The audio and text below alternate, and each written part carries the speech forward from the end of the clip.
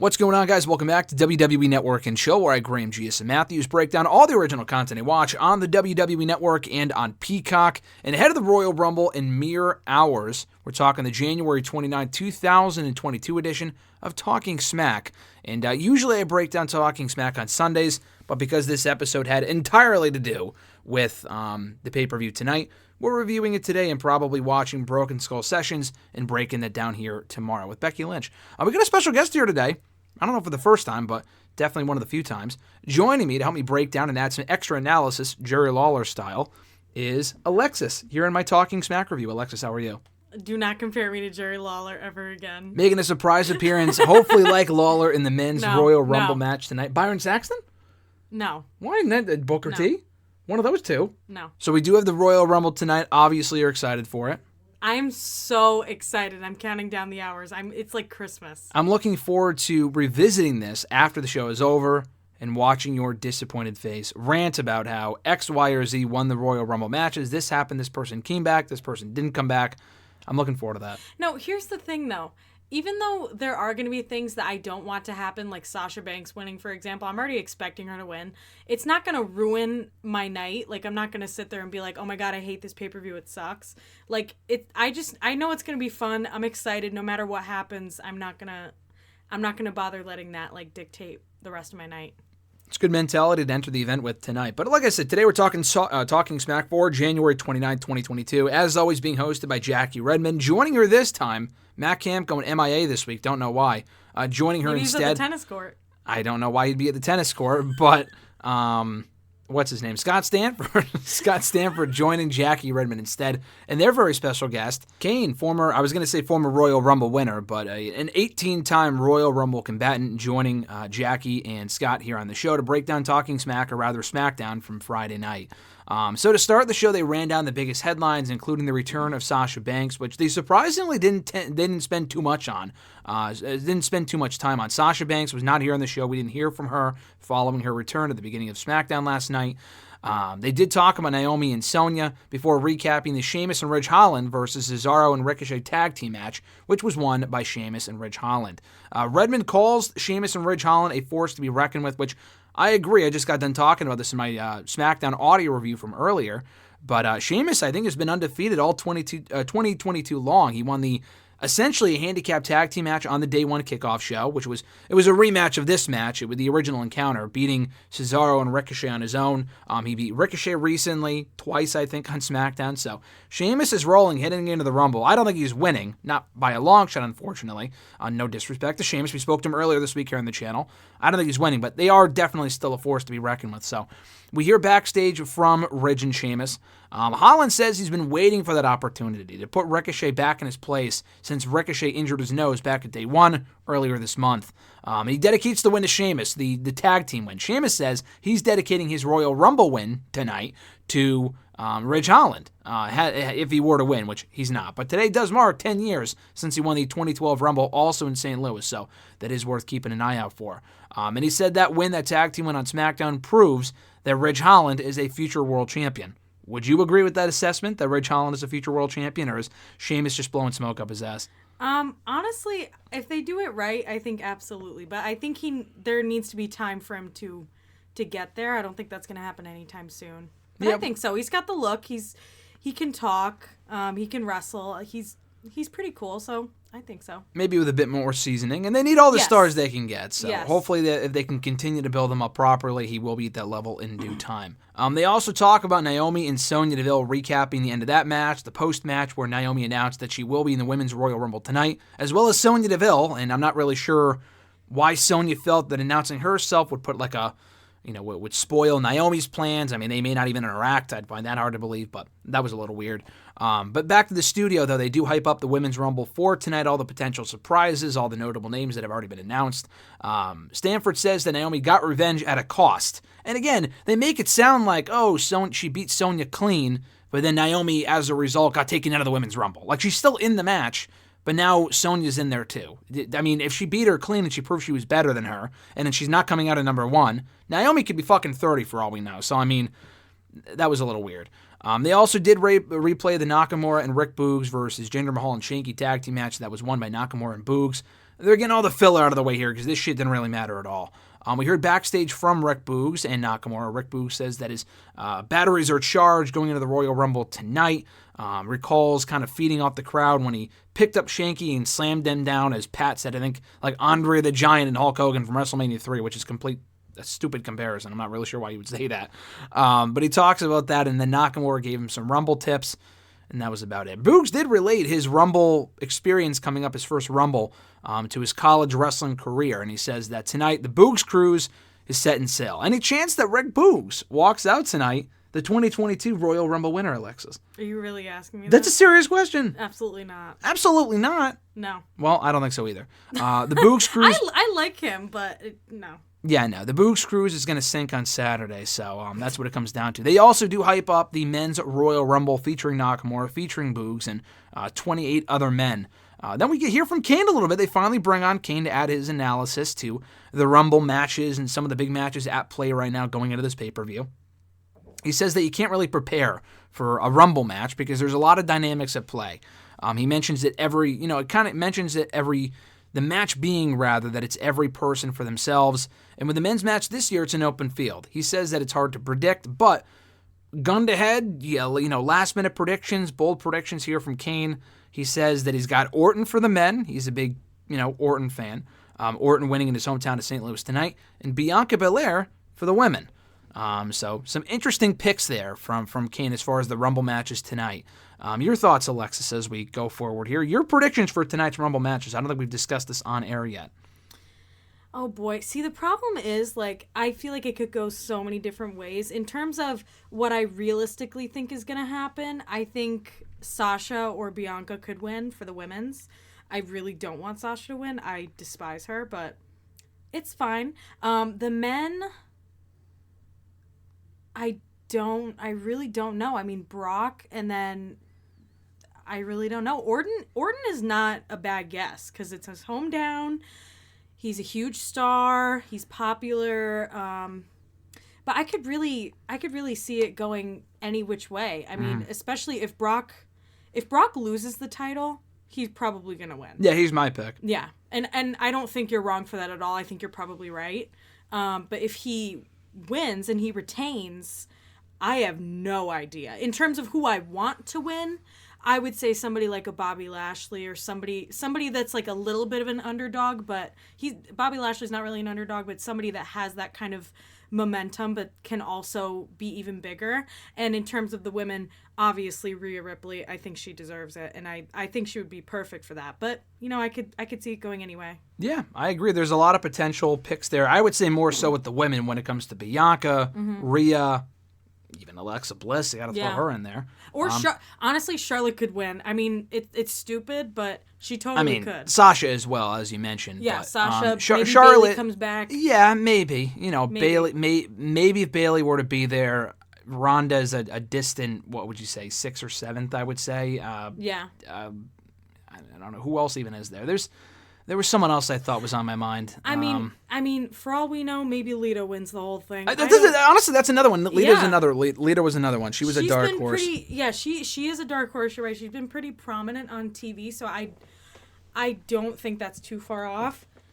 No, less likely than the first couple of women you mentioned, but more likely than a Shayna Baszler winning with her more likely than a Shayna Baszler winning than with her awful theme song. Oh my God! Don't even get me started on that. I see her come out, right? And I'm like, or I hear her come out. I'm like, who is that? Like, who's that random fucking theme? And then you just see Shayna Baszler, and I'm just so incredibly disappointed. That is disappointing. Yeah, that was a she's got one of the best themes on the entire roster out of that entire company, especially from the women, because a lot of the women get done so dirty with their themes, and I don't even know. That's all I'll say on that. Yeah, and it was a pretty poor choice to change one of the better themes in the company. But anyway, back to Kane as far as talking about the men's Royal Rumble matchup. He talks about being a big man in a Rumble match, and Scott Stanford brings up his 2001 Rumble experience where he eliminated like 10 or 11 men or whatever it was. And Kane says that big men like him are a target. People will team up to take people out like him. People like him out of the match. He does talk, when they talk about Brock and Bobby, he says that Brock should be taking Bobby more seriously, which I agree. And hopefully they're only doing that because the idea is for Bobby to win tonight. I don't put it past this company to have Brock win instead and say just fuck you, Bobby Lashley, then he wins in 2 minutes. I would not be shocked. But hopefully, logically, you would think, with the way they have booked the story up to this point, Bobby would win, prove everyone wrong, specifically Brock, take the title from him. Far from a guarantee, though, because this is, at the end of the day, WWE. So their incompetent booking actually does make for a more unpredictable scenario. So there is a blessing in disguise in that respect. He talks about how he doesn't know if Bobby knows what he's in for with Brock. You know, Brock may also be being underestimated right now by Bobby Lashley, and that he should not be underestimating the fact that Brock is as smart as he is. The guy is capable of some pretty freakish shit in that ring, so he doesn't want Bobby to be underestimating Brock by any stretch either. Redmond says that this is the best version of Brock Lesnar right now, which I would agree with. I know when we were listening to this earlier, you agreed with that as well, right? Absolutely. This is also my favorite version of him. Cowboy Brock is money. We'll see him tonight at the Rumble. Kane thinks it's going to be a great match, and honestly, I hope so. We've been waiting so long for this match. We've been talking about it for so long now, so many years. We're finally getting it. Will it live up to the hype? I don't know if anything will live up to the hype that this match has had. With Brock matches, unfortunately, they're very hit or miss. Either they're fucking awesome, like the Crown Jewel match with Roman I really liked, or they end up being like a 3-minute squash, and they just get their ass kicked. Like some of the Braun matches weren't overly that good, so some of the Roman matches as well. Hopefully this is a good one, and hopefully they can have a great match, and it's the right outcome, and they're given at least 5 minutes, and it's not a 2-minute whatever, with Brock killing Bobby all the entire time, and the only reason Bobby wins is via interference. I get the idea, I get the sense that might be what happens, but again, we'll see. But the pressure's on Bobby either way. So back to SmackDown, they replay the New Day, Kofi and Big E tag team match against Happy Corbin and Madcap Moss, which was won by New Day. Stanford says that it was great seeing New Day back in action on SmackDown this week, and he wants Big E, and Big E also wants to be back in the main championship picture. Now, it is worth noting, we talked about this briefly this morning, there was a lot of rumors and reports going on. I think it was today. I've kind of stayed away from that stuff in the last few days to avoid any potential Rumble spoilers since Thursday. But you had brought it up to me that there was some talk of Big E potentially being moved to the SmackDown roster. Now, like I said in my SmackDown audio review earlier, the last I checked, I don't think he is on the WWE.com SmackDown roster. He is still a member of the Raw roster. I don't really honestly want to see him on SmackDown. I know they need the star power. If you want to move someone, I want to get your thoughts on this. I was just talking about this earlier. Instead of moving someone like a Big E who is literally just on SmackDown, and he's already faced Corbin, he's already faced Sheamus, he already faced Roman and lost at Survivor Series. Never really fully went into that feud, but they could always revisit it. But still, not a lot for him to do. He was already the Intercontinental Champion. I know there's not a lot for him to do on Raw either, but he just moved from SmackDown like 3 months ago, so I also don't want the New Day all back together just yet either. Instead of moving someone like a Big E, why not AJ Styles? I mean, he was always a SmackDown guy anyway. He's been on Raw for a little while now. Probably not since like mid-2020. He moved in the 2020 draft, not this past year though. He's not doing jack shit on Raw right now. Would you agree with that? And if not, is there anyone else from the Raw roster that you would move over to SmackDown instead? No, I think that's a good idea. I think if you're moving people from Raw to SmackDown or SmackDown to Raw, I think that makes sense. And plus, he's not as cool as he used to be, so I think that could give him a little bit of like rebuilding if he was moved on SmackDown. He's just better on SmackDown anyways. And another one too, I mean, I know he just moved, and it wouldn't be the same thing because he just moved from SmackDown to Raw, but move Finn Balor back to the blue brand. I mean, he's not doing shit right now on Raw. He wasn't even on Raw this week. He may not even be in the Rumble tonight, which blows my fucking mind. I guess Madcap Moss has more of a chance of winning that thing than Finn Balor. That's basically what they're telling you by not putting Balor in the match if he's not hurt. Makes no sense to me. Mm-hmm. But worst case scenario, I would move him there instead. So, at any rate, they talk about how, or we hear quickly from the Usos backstage, they don't really say much of note at all, but they do say the Viking Raiders will find out soon why they're the ones. And that was about it. So, we'll find out at some point when that match is going to happen. I don't know if it's next week. It's definitely not the night of the Rumble. The Usos may not even be on the show. They'll probably be in a backstage segment with Roman, but if they can't interfere in Roman versus Rollins, and they're not on the Men's Rumble, I don't know where else in the show they would fit in. But speaking of which, Kane says that Roman he knows for a fact, having faced him before and having known Roman for a long time, that he can win on his own. He's also a big Rollins fan. He's also seen his ascent through the ranks over the last 10 years in WWE. Even calling him, when he first showed up in WWE, saying it here, that he saw him as like the next Shawn Michaels, the second coming of Shawn Michaels, which, not exactly, but he is one of the closer things we have to a Shawn Michaels in WWE, which I would agree with. AJ Styles as well. The whole point of this match is that Rollins, with that big brother complex sort of thing, is trying to prove that he's better than Roman Reigns. And in kind of focusing too much on that, it may cause him to make a mistake, and then Reigns will capitalize and retain his championship. Stanford accurately brings up this is a different Roman Reigns than before. This is a totally different Roman Reigns than the Roman Reigns we got when Rollins initially beat Roman back at WrestleMania 31 and Money in the Bank 2016. And any other time he's beaten Roman over the years, whenever it mattered most, it was a different Rollins and it was a different Roman. He's in this God complex right now as they keep bringing it up. So McKean says that Roman still can feel the pressure either way, but he needs to beat Rollins when it counts. And before we close out here, would you agree with all that as far as Roman and Rollins are concerned and building that match up, and your thoughts on kind of the dynamic? The heel versus heel dynamic has been weird, but any additional thoughts in the match? Because I haven't really asked you too much about this on air. I think it's so interesting, like the whole storyline that they're doing with those two, because I said to you earlier, like, or I think I said to you a couple weeks ago, they're both bad guys, yes, but I think their chemistry and their relationship on TV is what makes it work. Mm-hmm. Because obviously with other people it might not work in that sense. I agree. I think like we've never seen this version of Roman Reigns, and he's been able to beat people like he's beaten a lot of people, a lot of great people during this like phase of his career.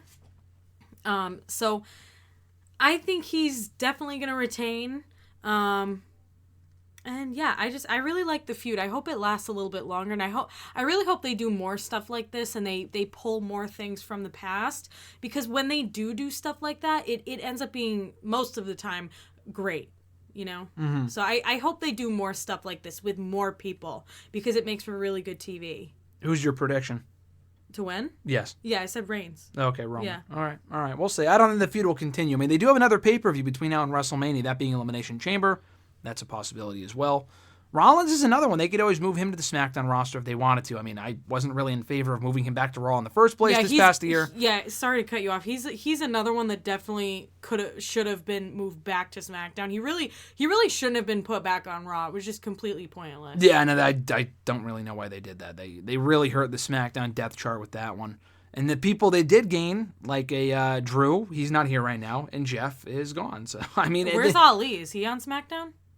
Yeah, I mean, we talked about this. He requested his release. No, I know, but I didn't know what brand he was on. Oh, he was on SmackDown. They said they're not going to grant it right now, reportedly, but he was on SmackDown, though. Well, not that he was a big star, but he is another name they're losing, though. No, but I'm saying, like, all this time that they've had since the draft, since he was moved to SmackDown, he obviously hasn't been on, they've just been... They broke up him and Mansoor, and neither of them have been on TV since. Why the fuck would you do that?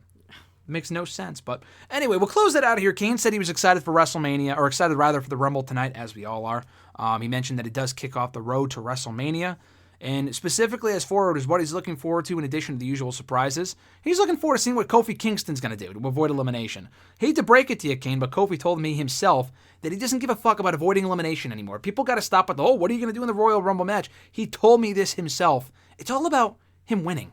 Let's stop talking about Kofi avoiding elimination. It's not about getting eliminated. For him, let's start petitioning for Kofi Kingston to win the whole fucking thing this year. That's right. You know? None of this secondary, it's so cute that you avoid elimination this way before immediately getting tossed out, which happens every fucking time. Let the guy win the thing. Kofi for the Rumble winner. That's what I said. That's what I say. On that note, check out my exclusive interview right now with the SmackDown superstar himself, Kofi Kingston, right here on the channel, in beautiful video mode. Thanks to Canva. Got a great new background and everything. Courtesy of Alexis' account, of course. But you can check that out right now here on the channel. Went up on Friday. Our chat with Sheamus on Monday. Also promoting the Royal Rumble. So check that stuff out. But grand weekend ahead. Like I said, as far as the channel stuff goes, we're mere hours away from the Rumble right now. Usually we break down Talking Smack on Sundays. We'll be back to that schedule next week. Tomorrow instead, still got to watch it before then. Maybe I'll do it tomorrow. Got to watch and break down the latest Broken Skull sessions with the newest guest. Do you know who it is? Not the one with Diamond Dallas Page, not the one that we saw a commercial for. This is a new one that came out on Friday. Is it a big person? Yes. I don't know. The Undertaker? Becky Lynch. They got Becky Lynch and Really? Broken Skull Sessions this week. I'll be Oh, you breaking mentioned that down. that earlier. Oh, did I? Okay, so they're going to have her, or already did, have her in Broken Skull Sessions. I'll be breaking that down here very likely tomorrow here on the channel. So until then, guys, be sure to like the video, drop a comment, share the video, and subscribe to the channel for more daily content, for many more videos like this every single week and weekend. Alexis, thank you so much for joining me. This was a surprise appearance by you. Would have liked you on the SmackDown review since we watched that show and would be able to hear a little bit more from you, but maybe we can have you back on again in the near future. Yes, of course. Any final thoughts here as we ride off into the sunset? There's a snowstorm outside, and I'm cold. And we're excited for tonight. I'm so excited for tonight. No matter what happens, I love the Royal Rumble. I'm so excited. Spoiler alert, I'm coming out at 30. We both are. Well, okay, so my numbers for the women, my number is 21, and for the men, my number is 17 since Graham's not doing it anymore. The Royal Rumble game, you got to specify. The Royal Rumble game, sorry. WrestleRant.com for more details. I'm not in the men's and women's Rumble. Actually. Yeah, actually, I'm not. Well, I'm in the men's Rumble. I thought you were number 30 in the women's. No, I pulled out last minute. Well, we'll figure it out. We got a snowstorm over here. We're going to deal with that. Have a great one, guys. Enjoy the Royal Rumble tonight. For Alexis, I'm Graham G.S. Matthews, and we'll catch your ass down the road.